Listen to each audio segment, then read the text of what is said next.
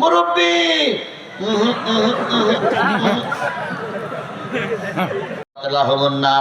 যেই ব্যক্তি কোরআন পড়বে আর যে বাজারা কোরআন শুনবে, আমি কোরআন পড়বো আর আপনারা কি করবেন?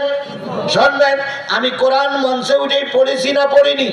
সূরা লোকমানের সূরা লোকমানের একটা আয়াত আমি আপনাদের সামনে তেলাওয়াত করেছি, এগুলো কি আপনারা শুনেছেন?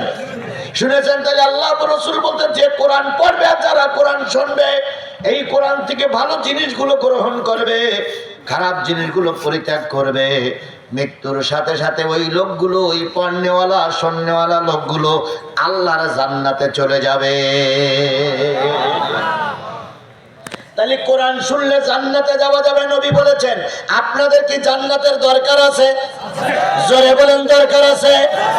এই কয়েকটা লোকের জান্নাত আগের থেকে কিনে নেওয়া হয়ে গেছে, এই জন্য এরাই চলে যাচ্ছে। তার ভিতরে এক লোক উঠেছে, এর জান্নাত আগে আল্লাহ দিয়ে দিয়েছে।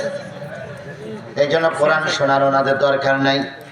আপনারা কি ওনাদের সঙ্গে? জোরে বলেন, ওনাদের সঙ্গে। তাহলে আমরা কোরআন শুনবো, কোরআন বুঝবো, কোরআন নিয়ে জান্নাতে যাব। কথা বলেন ঠিক না বেটি? মুরব্বী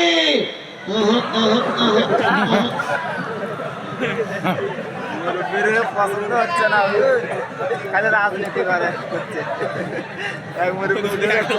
রাজনীতি করে।